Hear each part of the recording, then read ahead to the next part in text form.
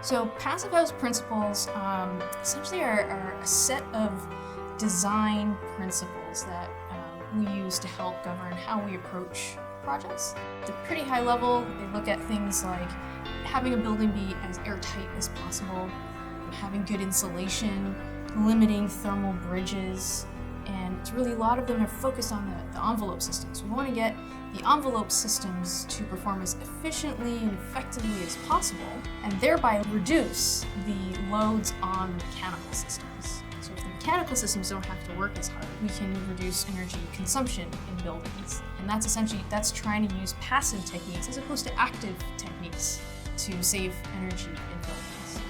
Cheryl and I have actually done a lot of work with a local architect looking at the feasibility of taller buildings being made to the passive house standard. So passive house, as it implies, was initially for smaller residential buildings. So we've done some feasibility studies to look at, again, not just can we make it work on paper, but for this particular building, what would it take to make this into passive house?